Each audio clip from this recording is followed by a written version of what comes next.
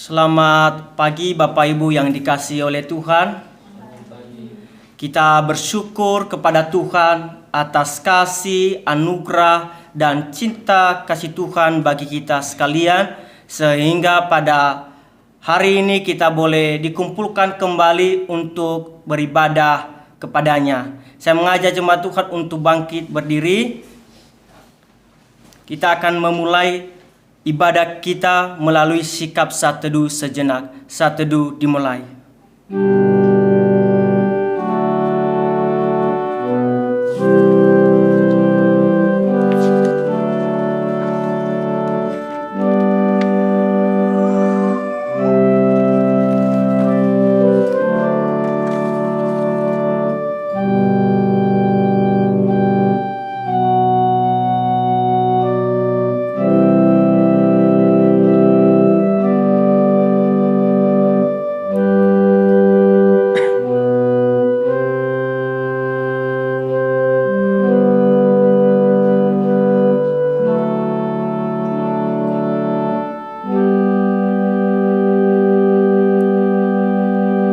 Saat teduh selesai, pertolongan kita adalah dalam nama Tuhan yang menjadikan langit dan bumi. Amin.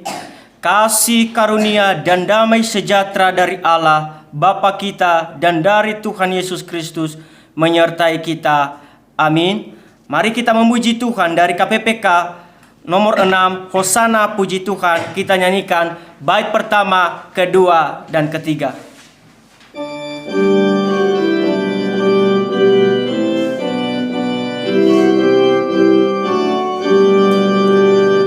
Hosana puji Tuhan, sorak dan pujilah, merdulah berpaduan, hidup dan nyanyian kepada Yesus Tuhannya yang berkati mereka.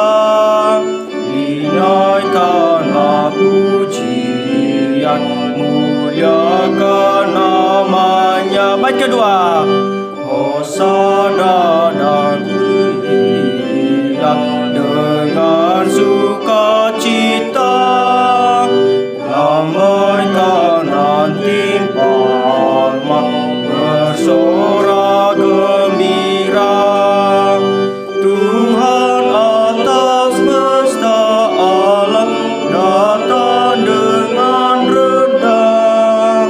Mari kita sambutnya, Hosana masuklah. Bait ketiga, Hosana maha tinggi, kami menyanyi terus. Raja atas segala raja, Tuhan Yesus Kristus. Kami hendak memujinya sampai selamanya di hadapan tatanya. Puji haleluya. Mari kita bersatu di dalam doa. Bapa di dalam kerajaan surga, kami mengucap syukur dan berterima kasih kepadamu atas pimpinan juga penyertaan-Mu bagi kami semuanya, sehingga kami ada sebagaimana kami ada pada hari ini, semua karena anugerah dan kebaikan Tuhan bagi kami. Pada saat ini ya Tuhan, kami akan memulai ibadah kami. Biarlah Tuhan yang menyertai berjalannya ibadah kami, mulai kami memulainya, pertengahan, hingga kami mengakhirinya nanti. Engkau memberkati. Kamu berkati anak-anak Tuhan yang mengambil bagian di dalam pelayanan, baik liturgos, pemain musik, bahkan hamba Tuhan yang menyampaikan firman bagi kami. Kiranya Engkau menolong sehingga ibadah ini dapat berjalan dengan baik. Inilah doa kami. Hanya di dalam nama Tuhan Yesus kami sudah berdoa. Amin. Saat ini silakan duduk kembali.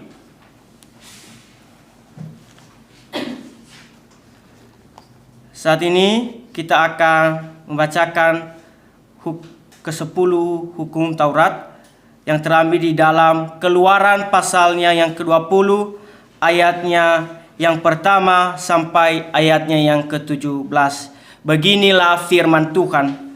Lalu Allah mengucapkan segala firman ini, Akulah Tuhan Allahmu yang membawa engkau keluar dari tanah Mesir, dari tempat perbudakan. Jangan ada padamu Allah lain di hadapanku. Jangan membuat bagimu patung yang menyerupai apapun yang ada di langit di atas, atau yang ada di bumi di bawah, atau yang ada di dalam air di bawah bumi.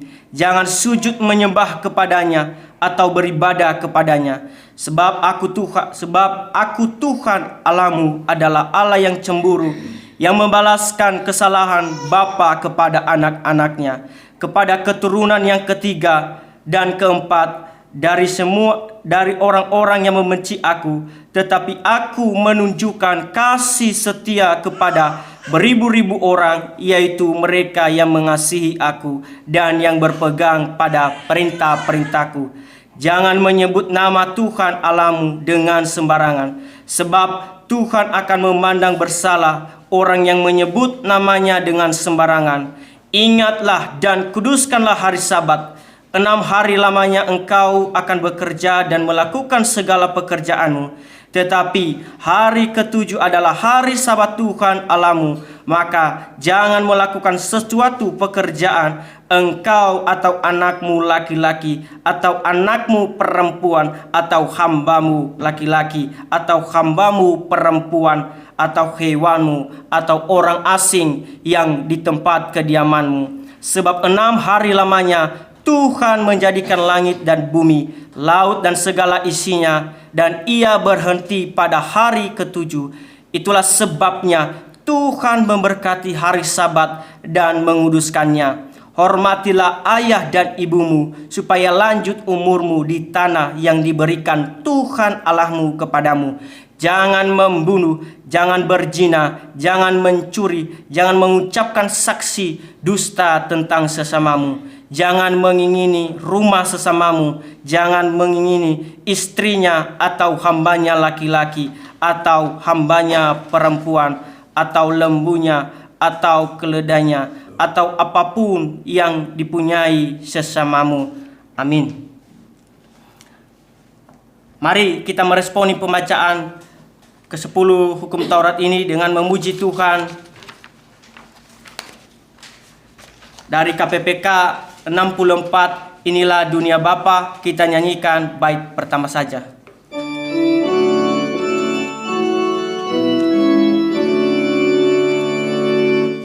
Ini dunia Bapa, anak dengarkanlah, langit bumi memuji Dia, bintang pun menggema. Ini dunia Bapa, hatiku tenanglah, pohon bunga, langit dan laut nyatakan kuasa-Nya. Bapak Ibu yang dikasihi oleh Tuhan, tentunya di dalam kehidupan sehari-hari kita tidak pernah luput di dalam dosa, baik di dalam pikiran kita, tindakan kita, bahkan di dalam kita menjalankan kehidupan kita. Kita sering sekali melanggar perintah-perintah Tuhan, seperti yang kita lihat di dalam hukum Taurat tadi, bahwa semua orang tidak ada yang benar di hadapan Tuhan dan sudah melanggar hukum Taurat. Oleh sebab itu saat ini saya memberikan kepada jemaat Tuhan kesempatan untuk mengakui dosa dan serta pembaharuan hidup dan memohon pencerahan Roh Kudus. Kita bersatu di dalam doa. Bapa di dalam kerajaan surga, pada saat ini kami datang dengan kerendahan diri, mengakui segala dosa-dosa yang kami perbuat di hadapan-Mu. Sesungguhnya ya Tuhan, kami di dalam melakukan kegiatan kami sehari-harinya. Kami tidak pernah luput di dalam berbuat dosa ya Tuhan. Baik tutur kata kami, tindakan kami, bahkan isi hati kami. Oleh sebab itu ya Tuhan, kami datang dengan kerendahan diri, mohon pengampunan daripada Tuhan, sehingga kehidupan kami, kehidupan yang semakin berkenan kepadamu, dan biarlah Roh Kudus yang memimpin kehidupan kami dan juga menyertai kami, supaya setiap apa yang kami lakukan boleh berkenan kepadamu. Inilah doa kami landaskan di dalam satu nama Tuhan kami Yesus Kristus. Amin.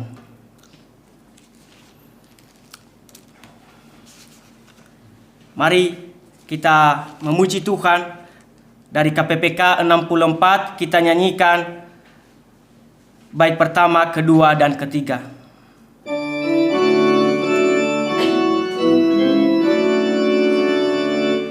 Ini dunia Bapa, Anak dengarkanlah, langit bumi memuji Dia, bintang pun menggema.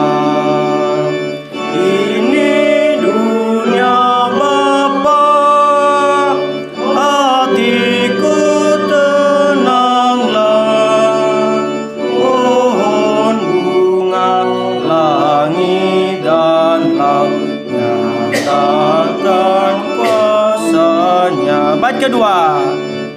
Ini dunia Bapa, burung menyanyilah, terang fajar mekar bunga, nyatakan ciptanya. Ini dunia Bapa, kasih-Nya besarlah, dan semua yang bernapas nyatakan hadirnya. Bait ketiga. Ini dunia Bapa, selalu ku ingatlah, kuasa dosa tak berjaya, hanya Ia berkuasa. Ini dunia Bapa, ahli roh sesalam, umat semua memuji Dia, nyatalah tatanya. Saat ini saya memberikan kesempatan untuk pembacaan firman Tuhan yang akan dikhotbahkan. Dipersilakan.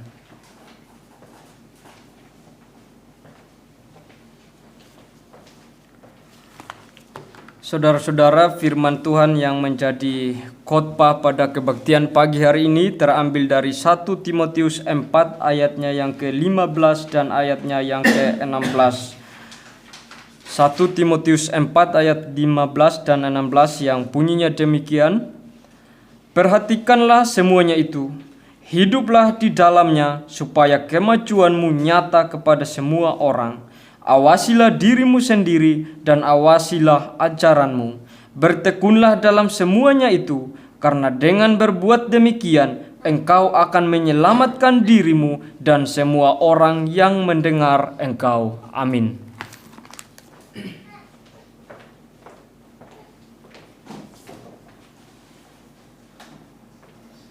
Mari kita meresponi pembacaan firman Tuhan yang akan dikhotbahkan dengan memuji Tuhan dari pujian Mazmur 84. Kita nyanyikan bait pertama dan kedua, serta baitnya yang ketiga.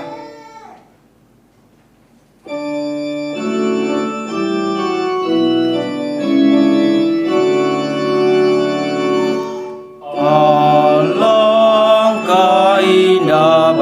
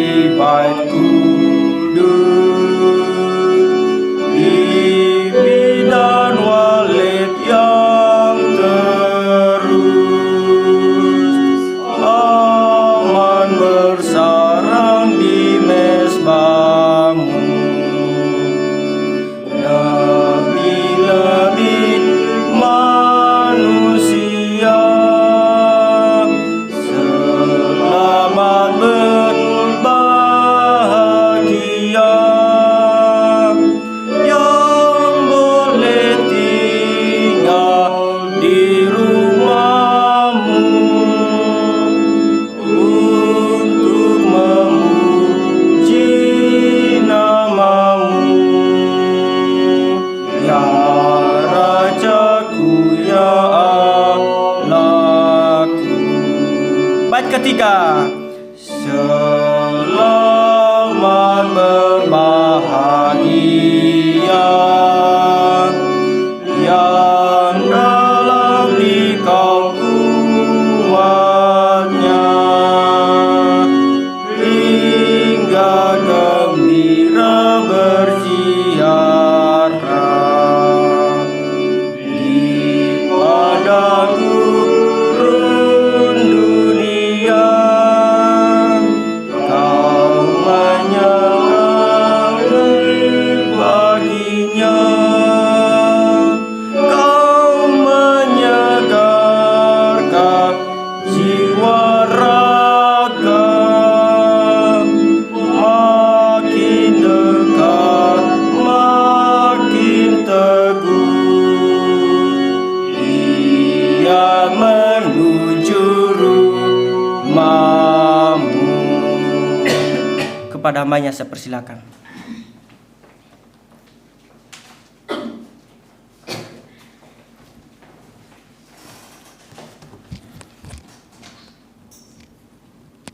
Mari kita berdoa. Bapa di surga, terima kasih Tuhan untuk pagi hari ini, untuk kesempatan yang Tuhan kembali berikan kepada kami, untuk kami boleh beribadah kepada Tuhan. Kami akan mendengarkan firman Tuhan, kiranya Tuhan memimpin kami dan menyertai pemberitaan firman Tuhan ini. Dan biarlah kami boleh pulang dari tempat ini membawa berkat firman Tuhan. Terima kasih Tuhan, dalam nama Tuhan Yesus Kristus kami berdoa. Amin. Hari ini saya akan berkhotbah dari 1 Timotius pasal yang keempat ayat yang ke-16. Dikatakan di sana, awasilah dirimu sendiri dan awasilah ajaranmu. Bertekunlah dalam semuanya itu, karena dengan berbuat demikian engkau akan menyelamatkan dirimu dan semua orang yang mendengar engkau. Ini adalah tulisan daripada Rasul Paulus kepada Timotius. Timotius adalah seorang yang masih muda sekali. Tentu bukan muda dari dalam pengertian umurnya masih belasan tahun atau masih 20-an.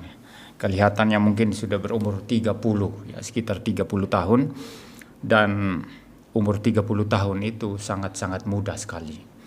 Dan kalau kita merujuk pada tradisi orang-orang Yahudi, itu baru boleh pelayanan kalau dia mau jadi imam atau pelayan, itu umur 30 tahun itu baru boleh. Di bawah 30 tahun itu belum boleh, ya. Dan kelihatannya gereja mula-mula ini saudara masih mengikuti bukan indikator, standar-standar seperti itu. Jadi kelihatannya Timotius ini, walaupun dia bukan orang Yahudi, dia adalah seorang Yunani, tetapi umurnya sudah 30-an, ya, sehingga dia boleh memimpin gereja, boleh memimpin jemaat.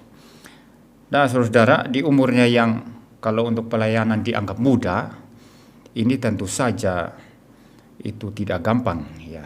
Kenapa tidak gampang? Kalau orang muda kan gampang dipengaruhi. Orang muda gampang dibujuk-bujuk untuk kemudian mereka imannya bisa belok, ya, atau pelayanannya bisa tidak lurus, bisa diajak-ajak ke sana kemari, ya. Ada semacam hamba Tuhan bisa gampang diajak-ajak, ya, diajak ke sana kemari, apalagi kalau masih muda, ya. Oh kak, ayo ikut saya kak. Itu nggak tentu pelayanan, ya. Ikut saya kak, begitu, ya. Ayo ke sana. Piknik, rekreasi gitu, macam-macam. Apalagi kalau jemaatnya kaya-kaya, diajak ke sana, itu bukan pelayanan, diajak cari-cari makanan enak. Ada orang tertentu yang memang suka makan, itu gang-gang tikus, tempat makanan enak itu dia tahu semua itu. Ya, jadi hamba Tuhannya diajak, apalagi kalau mungkin masih baru, ya, diajak. Ayo kak, di sini enak kak, gitu. Keliling, jadi sibuk hanya seperti itu. Nah, anak-anak muda biasanya gampang diajak-ajak seperti itu. Dan Timotius ini diberi nasihat oleh Paulus. Ya, Lalu juga di satu tempat Paulus mengatakan janganlah ada orang yang menganggap engkau rendah karena engkau muda. Jangan bisa disepelekan orang karena engkau muda, ya. Di sini awasi dirimu, awasi ajaranmu. Karena masih muda sekali, engkau harus perhatikan baik-baik bagaimana engkau mengajar dan bagaimana kehidupanmu. Dan sebetulnya ini adalah satu prinsip yang sangat-sangat penting sekali bagi orang-orang yang melayani Tuhan secara khusus dan bagi orang-orang yang percaya kepada Tuhan secara umum. Ya, untuk semua orang Kristen, kamu doktrinmu harus beres, hidupmu juga harus beres. Khusus bagi pengajar, pendeta, guru-guru Injil, dosen-dosen teologi, awasi dirimu, awasi ajaranmu, dua hal yang sama-sama pentingnya. Nah, pengantar saya mengenai Timotius singkat saja, saudara. Kita fokus sekarang kepada ayat ini, ya, awasi dirimu dan awasi ajaranmu. Awasi dirimu, ya, dan awasi ajaranmu. Kalau dirimu itu menyangkut kelakuannya, ajarannya yaitu doktrin yang diajarkan kepada jemaat. Nah, kelihatannya di sini, saudara, disebut lebih dahulu dirimu, baru ajaranmu.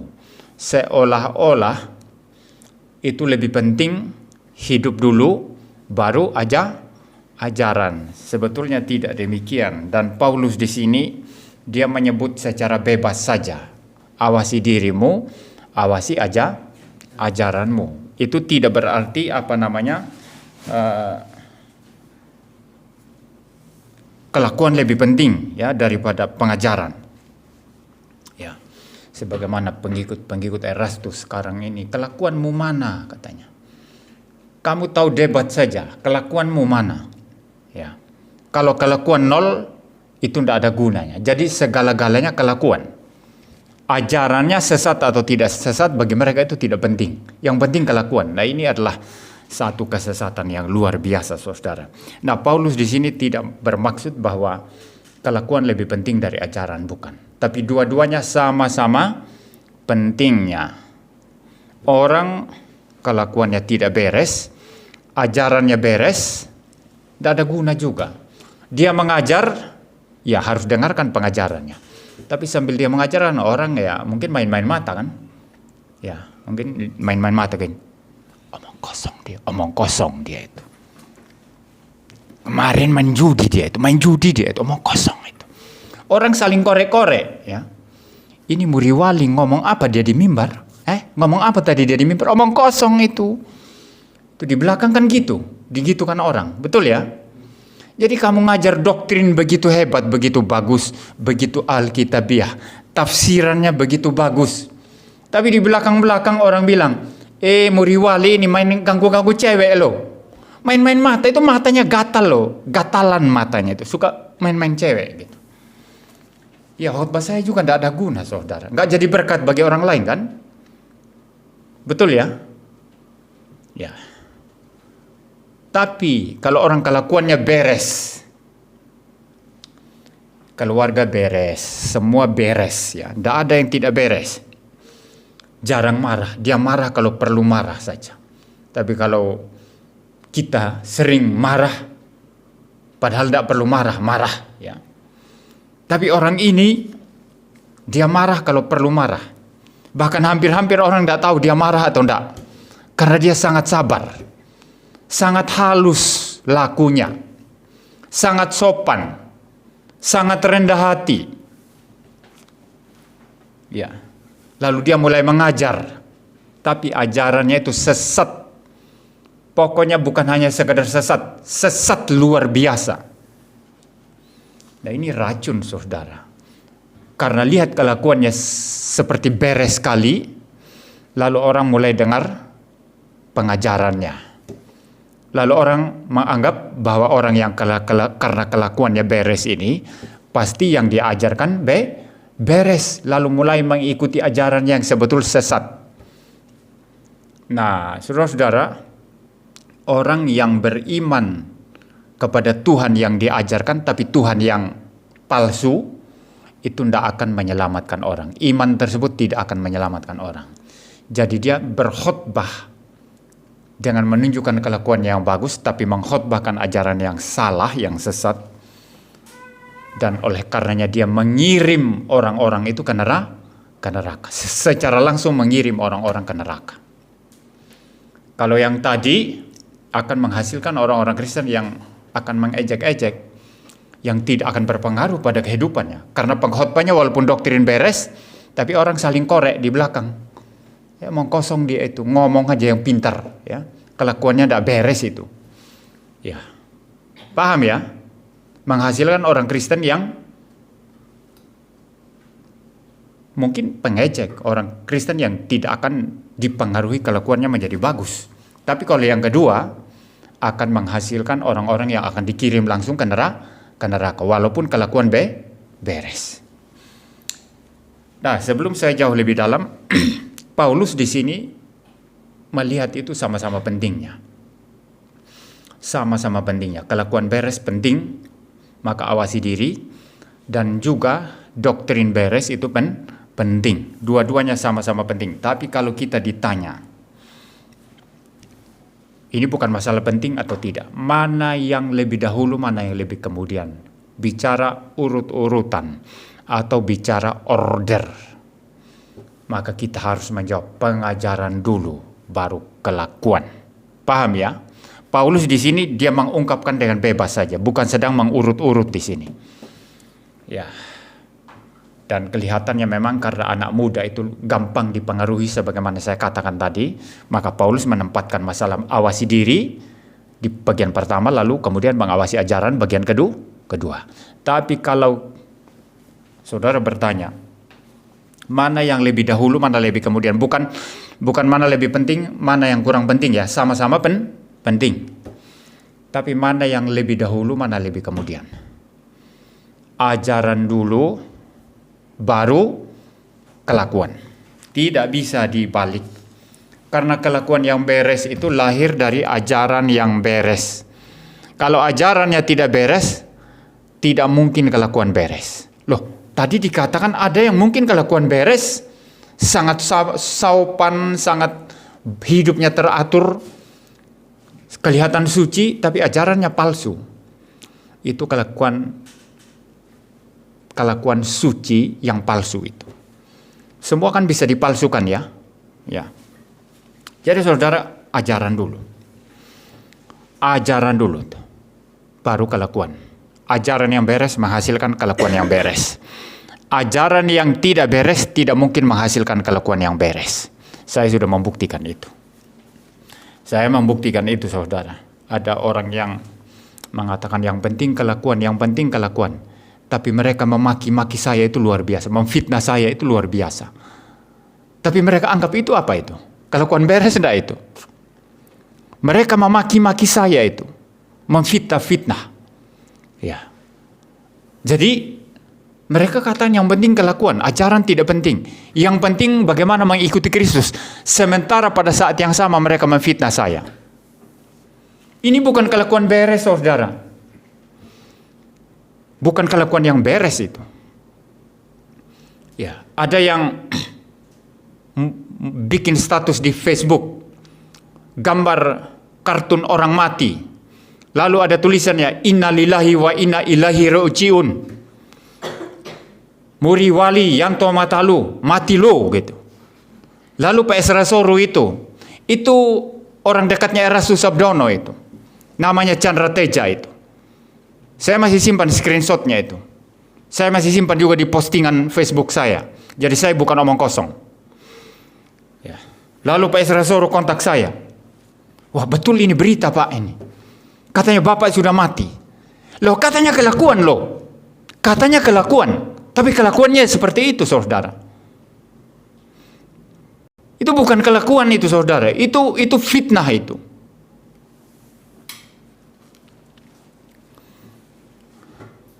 Itu fitnah saudara.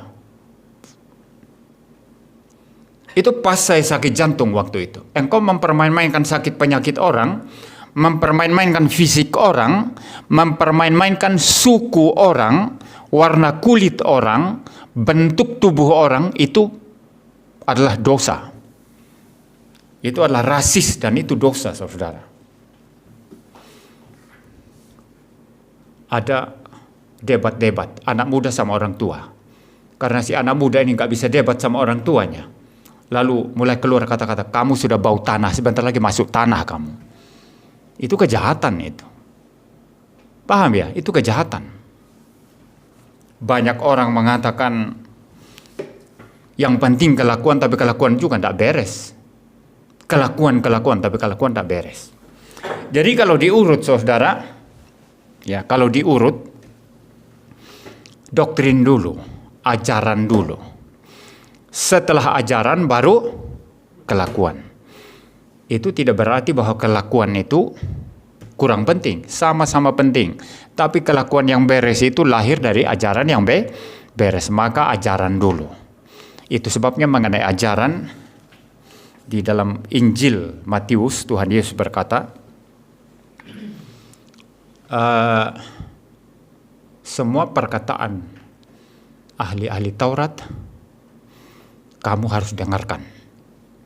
Ya, ketika mereka mengajarkan Tauratmu, Musa ini saya parafrase, saudara ya. Tapi kelakuan mereka jangan kamu ikuti. Kelakuan mereka yang munafik maksudnya. Lah ini maksudnya apa, saudara? Seberapa jeleknya orang yang mengajarkan kebenaran, tapi selama kebenaran yang dia khotbahkan harus tetap didengar. Karena kebenaran itu yang menyelamatkan hidupmu, maksudnya menyelamatkan tindakanmu menjadi beres. Karena tidak ada tindakan yang beres itu lahir dari doktrin yang tidak beres. Maka walaupun orangnya tidak beres, tapi selama dia mengajarkan kebenaran, Tuhan Yesus berkata tetap harus kamu dengarkan. Karena firman Tuhan yang dia beritakan itu yang menuntun kehidupanmu setiap hari. Ya, paham ya? Jadi artinya apa? Yang pertama doktrin dulu. Kalau doktrin sudah beres, baru kita bicara kelakuan. Dua-duanya sama-sama penting, tapi kalau diurut mana yang lebih penting, bukan mana yang lebih penting, mana yang lebih dahulu, doktrin lebih dahulu daripada kelakuan. Ya. Lalu saudara, kenapa doktrin lebih dahulu juga? Itu orang-orang kan harus mempunyai pengetahuan dulu baru melakukan ya. Ada banyak orang bodoh itu mengatakan teori tidak penting. Langsung lakukan begitu. Loh kalau Anda tidak tahu teorinya, bagaimana bisa melakukan? Anda bisa, coba sekarang. Anda tidak bisa main musik, coba langsung main musik sekarang. Nggak usah teorinya bagaimana mengenai chord, harmoni, nada-nada, nggak usah. Langsung aja main, bisa nggak? Anda kan perlu tahu dulu nada-nada. Nada C, D, E, dan seterusnya. Kalau dinaikkan setengah itu apa namanya? Turunkan setengah apa namanya? Semua harus paham. Kalau tidak paham nanti langsung main gimana? Ya, nanti suruh main nada G, mulai ngaco-ngaco. G yang mana ya, yang mana? Coba main nada C, kan harus paham dulu C yang mana, G yang mana. Membentuk harmoni itu bagaimana? Nanti kalau main pakai chord itu bagaimana? Susunannya nada-nada apa? Kan harus tahu itu. Ya.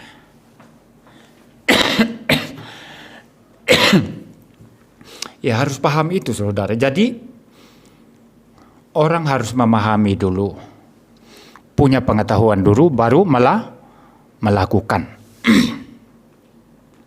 Kalau tidak punya pengetahuan, kita tidak ada alasan apapun untuk melakukan.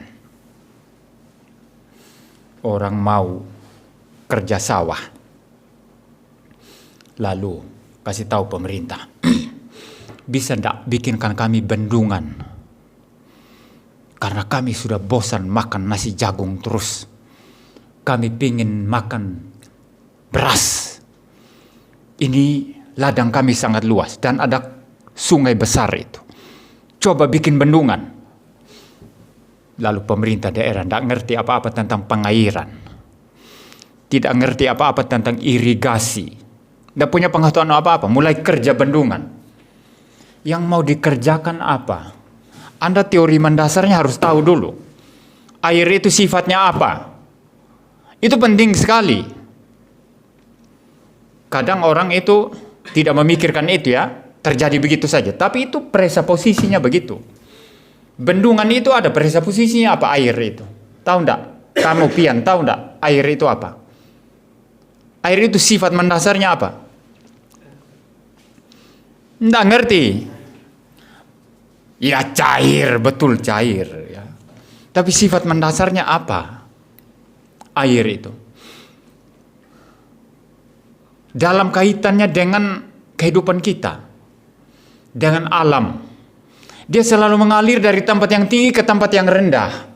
Dan ini sesuatu prinsip dasar kalau mau kerja bendungan. Maka bagaimana caranya volume air ditambah sehingga permukaannya tambah tinggi. Dari situ nanti orang mulai mengukur kita bendung seberapa tinggi ini. Mulai kerja tembok kelilingnya supaya airnya terbendung.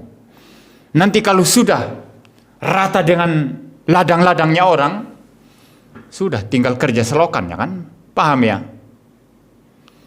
Nah itu teorinya saudara.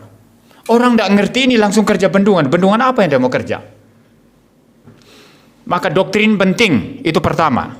Kedua kelakuan. Teori penting, itu yang pertama. Kedua praktek. Jangan praktek dulu teori kemudian, itulah cara orang bodoh. Pengajaran doktrin itu penting sekali. Setelah itu praktek. Doktrin penting, setelah itu praktek. Sama-sama penting. Kamu pegang doktrin begitu banyak di kepalamu, tidak ada praktek satu pun, kasihan sekali. Mati saja lebih bagus. Ya, ada banyak kan orang ya. Doktrin di kepalanya itu banyak sekali loh. Banyak sekali. Kalau debat itu, aduh semangat sekali debat. Tapi prakteknya ada enggak? Pelayanan malas, ke gereja malas, suruh apa-apa malas, mati aja lebih bagus. Jadi doktrin banyak-banyak, enggak ada kelakuannya, enggak penting juga. Enggak ada gunanya juga saudara. Dua-duanya sama-sama penting. Doktrin pertama, baru melahirkan kelakuan. Jadi saudara, berarti kita harus mempelajari doktrin, mempelajari prinsip-prinsip iman Kristen, supaya kita boleh menerapkan itu di dalam kehidupan kita setiap hari. Nah, saya sekarang mau fokus kepada, ini bagian yang terakhir, awasi dirimu, awasi ajaranmu atau doktrinmu. Ya, saya katakan tadi di bagian awal, untuk hamba Tuhan dengan jemaat biasa itu sama. Untuk hamba Tuhan karena dia yang mengajar ya. Jadi dia mengajar, apa yang diajarkan itu harus dihidupi. Saya ulang ya, apa yang diajarkan itu harus dihidupi. Tetapi saudara, tidak ada hamba Tuhan atau tidak ada pendeta yang sudah menghidupi semua yang diajarkan. Tidak ada yang seperti itu. Kalau tunggu menghidupi semua ajaran baru boleh dikhotbahkan, saya pikir saya banyak pokok yang saya tidak mungkin khotbahkan. Paham ya maksud saya ya? Kalau masih menunggu semua doktrin yang kita ajarkan ini dilakukan dulu, baru kita khotbahkan, maka akan ada banyak doktrin yang tidak bisa dikhotbahkan karena belum bisa dilakukan. Kalau ada pendeta yang mengatakan saya sudah lakukan semuanya, itu hanya membuktikan kebohongannya. Saya sudah lakukan semuanya. Saudara lihat, ingat bagaimana seorang muda yang kaya berinteraksi dengan Tuhan Yesus. Memang dia melakukan semua hukum Taurat. Semuanya dia lakukan dan Tuhan Yesus tidak bantah itu. Perhatikan ya. Anda nanti baca di kitab Injil. Tuhan Yesus tidak membantah. Dia bilang kepada Tuhan Yesus, semuanya itu sudah kulakukan sejak masih aku muda. Sejak masa mudaku. Dan Tuhan Yesus tidak membantah itu.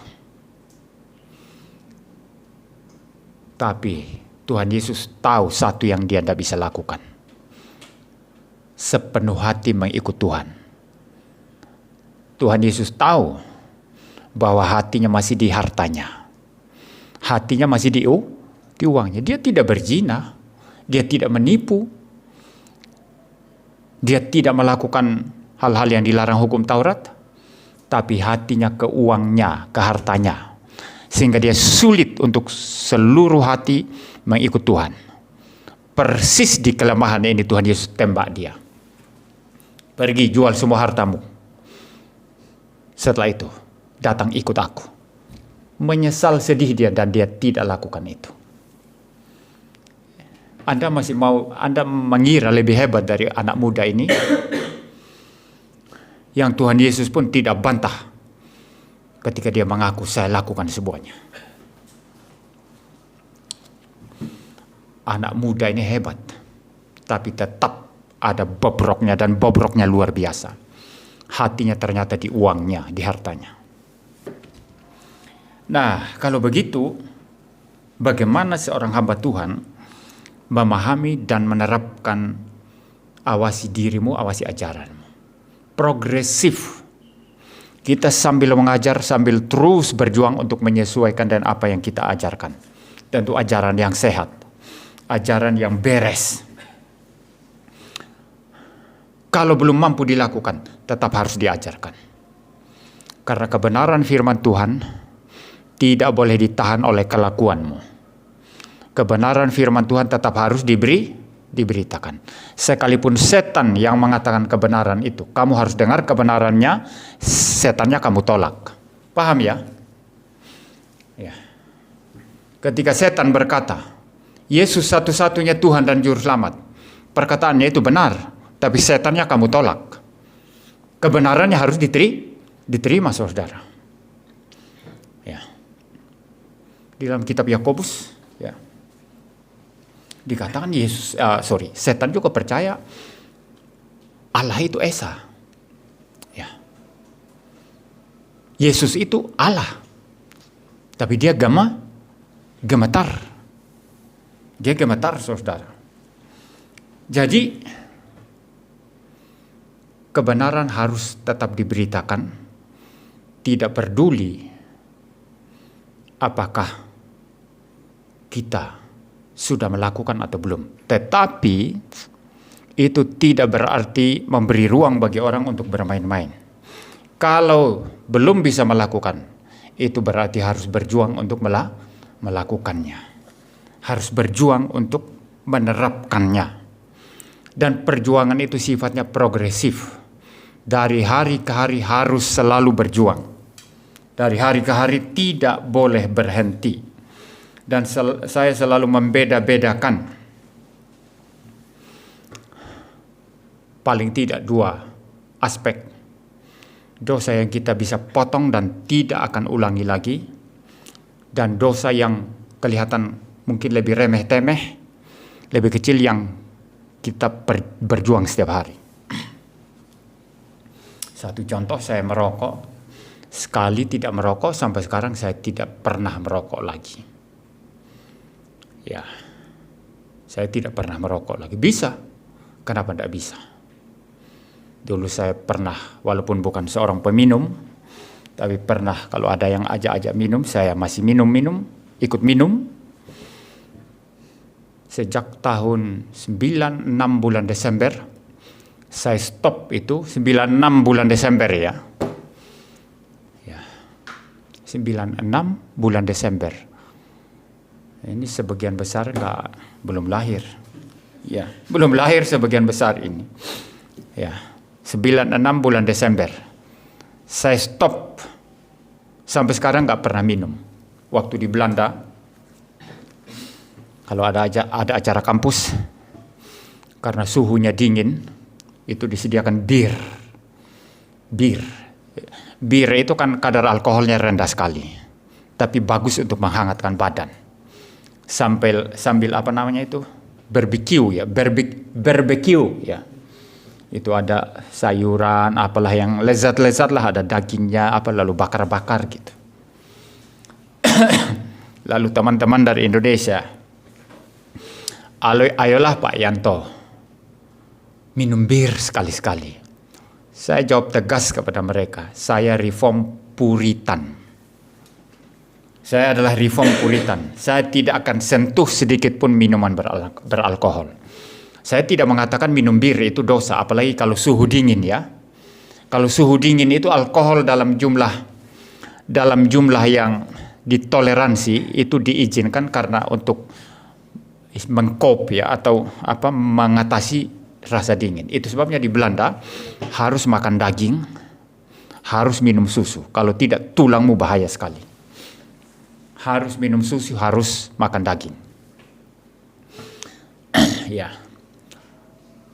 Saya bilang saya tidak mengatakan itu dosa. Kan kalian nggak mabuk-mabuk. Tapi untuk saya, no alkohol sama sekali. Saya reform Puritan. Saya bisa menghentikan minuman beralkohol itu stop sama sekali bisa. Termasuk perzinahan, saudara. Itu melangkah berzina itu kan butuh step yang panjang. Betul ya? Butuh hati nurani itu bergumul setengah mati. Melangkahkan kaki main pelacur kan susah itu. Orang Kristen bisa berhenti main pelacur, saudara. Orang Kristen bisa berhenti berselingkuh atau berzina. Kalau dia bilang nggak bisa, bahaya sekali. Saya mempertanyakan kekristenannya. Bisa berhenti itu. Minum mabuk, berjudi, bisa stop itu. Tapi ada dosa yang remeh-temeh, yang pergumulan setiap hari. Dan saya untuk dosa yang model kedua ini, saya tidak akan mengatakan saya sudah lolos. Saya lebih rendah hati kalau mengatakan saya tidak pernah lolos dan terus berjuang setiap hari untuk menjadi lebih baik. Tapi saya tidak mengatakan saya lolos. Datang dari luar, perut lapar. Lihat belum ada makanan di meja. Mah, kok belum ada makanan ini? Kadang-kadang berlebihan marahnya itu salah loh. Ya memang perut lapar ya, ada alasan rasional untuk marah ya. Betul ya? Pian, ini sudah jam berapa? Kenapa masih uta-uti itu? Ya ada alasan rasional, lamban sekali ya, kerjanya lamban. Tapi marah yang berlebihan itu dosa, saudara. Nah ini pergumulan kita setiap hari. Kenapa saya jarang pergi kalau nggak sama-sama anak sama istri ya. Tapi sebetulnya memang tipe saya tipe orang nggak suka jalan keluar. Saya tipe orang rumahan. Ya. Jadi di rumah kan ada banyak, bisa main musik, bisa main gitar, bisa YouTube, lihat macam-macam ya, laptop, semuanya ada di rumah. Ngapain jalan-jalan keluar? Kalau saya. Tapi salah satunya juga kenapa malas jalan-jalan misalnya ke mall kemana. Di mall itu kan cantik-cantik orang. Ya jangan bilang gak cantik, omong kosong kamu itu kalau bilang gak cantik. Di mall itu kan cantik-cantik orang. Mereka ayu-ayu ya, dandan ya, ayu ya. Lalu nanti jaga-jaga barang. Engkau laki-laki jalan lihat, cantik juga ini, lalu dilihat-lihat. Itu berlebihan, itu dosa itu. Saya tidak mengatakan lihat orang cantik begitu langsung dosa, tidak, bukan itu. Ya, kamu lihat orang cantik lalu dalam hatimu, cantik juga cewek ini ya, itu bukan dosa. Tapi yang saya maksud berlebihan, yang namanya laki-laki bernatur berdosa, yang kau lihat berlebihan, itu dosa. Ada banyak yang sepele-sepele seperti ini ya, yang remeh-temeh seperti ini, yang sering kita jatuh. Maka lebih baik potong, kalau tidak penting potong. Sama juga orang begadang itu. Makanya Roma Irama itu begadang, ya, apa istilahnya? Kalau tidak ada apa namanya? Ya, tidak usah begadang ya. Nanti darahnya habis gitu ya. Jadi di dalam begadang itu, ya, dengar saya baik-baik. Kamu lewat jam 10 malam masih nongkrong-nongkrong, ngopi-ngopi, cerita ngalor ngidul. Kalau bukan hal penting ya. Di dalam cerita ngalor ngidul dari jam 10 malam sampai jam 12 malam atau jam 1 malam baru tidur. Itu pasti banyak kata-kata yang sia-sia kamu ucapkan. Dan itu dosa. Belum lagi mungkin gosipin orang. Belum lagi mungkin fitnah. Itu dosa, saudara. Nah, kenapa begadang? Begadang kan bisa dipotong kan? Ya, tidur langsung bagus. Jam 10 tidur. Ya, jadi memang dalam kehidupan kita setiap hari ada hal-hal kecil yang kita sulit potong. Dan ini pergumulan setiap hari.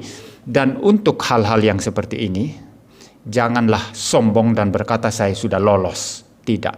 Kita berjuang sampai mati. Sampai mati pun nanti gak tentu kita lolos.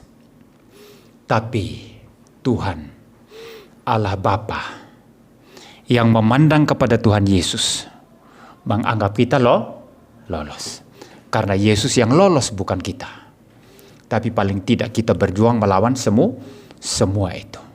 Termasuk nonton sinetron, saudara. Kalau satu cerita sinetron mengikat kita, sampai untuk hal-hal lain pun kita tolak. Wajib itu, menonton itu pada jam tertentu, itu sudah salah itu. Nah, banyak hal-hal kecil ya, jadi jangan bilang saya tidak berdosa. Pak Pendeta, saya sudah sempurna Pak Pendeta. Saya tidak berdosa lagi Pak Pendeta, itu pasti omong kosong. Kalau engkau berkata, saya tidak berzina Pak Pendeta, kalau memang engkau tidak berzina, saya percaya. Karena engkau berzina itu butuh langkah besar itu kan. Dekati istri orang, dekati anak orang itu kan butuh langkah besar itu. Ya. Tapi kalau engkau berkata, Pak Pendeta, saya sudah sempurna. Mulut saya selalu mengucapkan hal-hal yang bermanfaat. Bohong. Saya tidak percaya. Pendeta pun belum tentu. Maka ini perjuangan kita setiap hari. Nah, dalam konteks ini, seorang pendeta mungkin dia belum lolos, tapi harus tetap khotbah. Tapi kalau seorang pendeta berzina, dia mesti stop khotbah. Paham ya? Untuk dosa model yang pertama tadi ini, dia main-main judi, dilaporin banyak orang, ya stop khotbah. Pecat aja dari pendeta. Pendeta kok main judi. Paham ya? Tapi kalau untuk dosa yang remeh-temeh, yang kita sulit sekali lawan, yang merupakan perjuangan setiap hari, ya sebelum kita bisa melakukan semua itu, maksudnya melawan semua itu dan kita bisa beres, ya tetap harus khotbah. Demikian juga dengan orang Kristen. Tetap harus memperkatakan ajaran firman Tuhan terhadap teman-temanmu, terhadap anak-anakmu, sambil terus berjuang untuk hidup suci. Dan kesempurnaan hidup suci tidak akan kita dapatkan di dunia ini. Nanti ketika Tuhan memanggil kita pun, nggak tentu kita sudah sempurna. Tapi dianggap sempurna oleh Tuhan. Karena memandang Tuhan Yesus. Ya, baiklah saudara, ini yang saya bisa bagikan hari ini. Biarlah kita pulang, kita boleh mengawasi hidup kita, diri kita, dan mengawasi ajaran kita. Mari kita berdoa. Bapa di surga, inilah firman Tuhan yang memerintahkan kami mengawasi hidup kami dan mengawasi ajaran kami. Tolonglah kami untuk hidup sedemikian. Beres ajarannya, beres juga kelakuannya.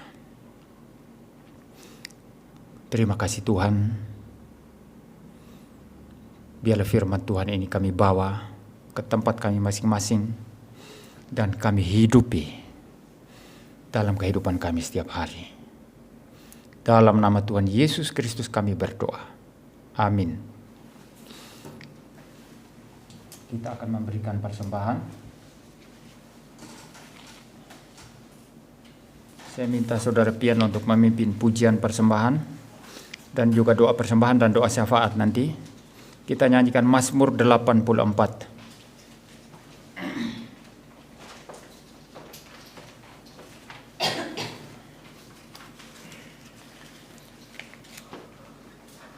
Mari kita memuji Tuhan dari Mazmur 84. Kita nyanyikan bait keempat sama baitnya yang kelima.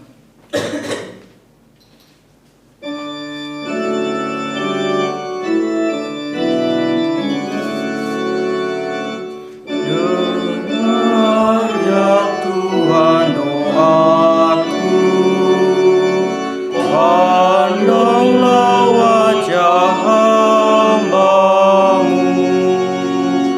Raja yang sudah Kau urapi. Berdiri satu harimu di ambang pintu rumah-Mu, jauh melebihi 1000 hari. Duduk dengan semewanya di rumah orang sana. Bait kelima. Ya Tuhan, Kaulah suryaku, perisai hidup yang teguh. Rahmat dan hormat Kau berikan bagi hamba-Mu yang rendah, yang hidup tidak bercela. Tidak Kau tahan kebajikan, Tuhan Panglima semesta. Umat-Mu berbahagia. Mari kita bersatu di dalam doa.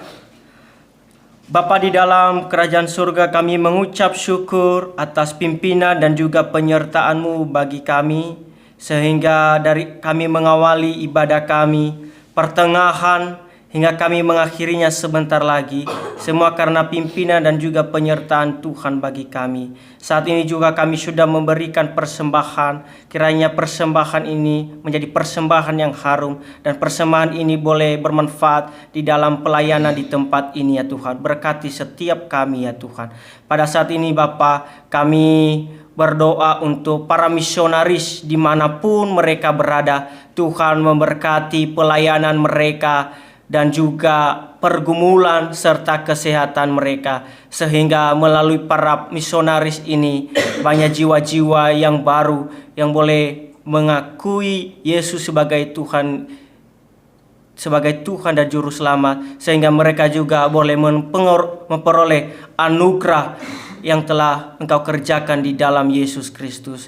Demikian juga kami berdoa untuk setiap para penginjil dimanapun mereka berada. Juga Tuhan Engkau memberkati pelayanan mereka dan juga setiap pergumulan mereka, kebutuhan mereka, bahkan di dalam kesehatan mereka Engkau hadir, bahkan di dalam keluarga Engkau memberkati keluarga mereka masing-masing, anak-anak mereka Tuhan pelihara. Terima kasih Bapa di sorga. Kami juga berdoa untuk GGRI dimanapun berada ya Tuhan, baik di Malang di Solo, di Sumba, maupun di tempat lain ya Tuhan. Tuhan memberkati GGRI ini ya Tuhan, supaya GGRI ini juga menjadi tempat di mana umat Tuhan boleh bersekutu dan boleh memperoleh kebenaran yang sejati, Injil yang sejati ya Tuhan. Terima kasih Bapa di sorga. Demikian juga kami berdoa untuk bangsa dan negara kami. Kiranya Tuhan memberkati bangsa dan negara kami, lebih-lebih di dalam masa-masa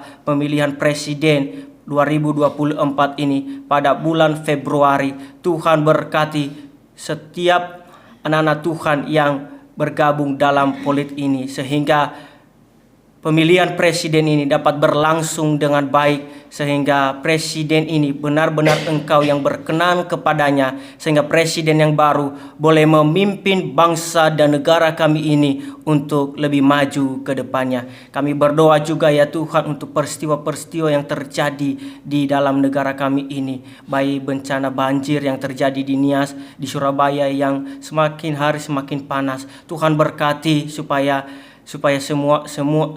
daerah-daerah yang terkena peristiwa-peristiwa ini bisa pulih kembali dan melihat bagaimana Tuhan boleh memulihkan keadaan ekosistem yang terjadi saat ini ya Tuhan. Terima kasih Bapa di surga. Pada akhirnya kami serahkan kehidupan kami ke dalam tangan Tuhan di dalam memasuki minggu yang akan datang. Tuhan pelihara kami, Tuhan jagai kami, Tuhan cukupkan apa yang kami butuhkan. Terima kasih Bapa di surga. Inilah doa kami. Hanya di dalam nama Tuhan Yesus kami sudah berdoa. Amin.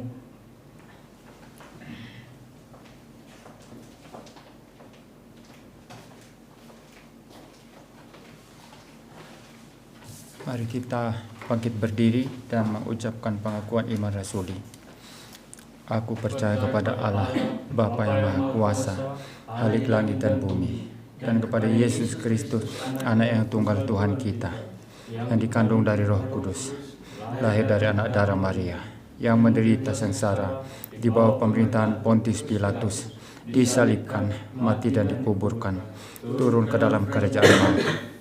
Di hari yang ketiga, bangkit pula dari antara orang mati, naik ke surga, duduk di sebelah kanan Allah, Bapa yang Maha Kuasa, dan dari sana ia akan datang untuk menghakimi orang yang hidup dan yang mati. Aku percaya kepada Roh Kudus, gereja yang kudus dan am, persekutuan orang kudus, pengampunan dosa, kebangkitan tubuh dan hidup yang kekal. Amin. Kita menyanyikan Mazmur 134 bait pertama aja.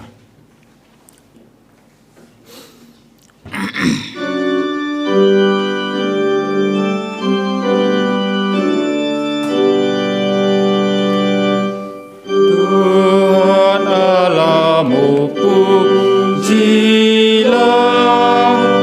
hai kamu para hamba-Nya yang sampai larut malam terus berbakti dalam bait kudus. Jemaat Tuhan, pulanglah dan terimalah berkat Tuhan. Tuhan memberkati engkau dan melindungi engkau. Tuhan menyinari engkau dan wajahnya dan memberi engkau kasih karunia. Tuhan menghadapkan wajahnya kepadamu dan memberi engkau damai sejahtera. Amin. Amin. Amin.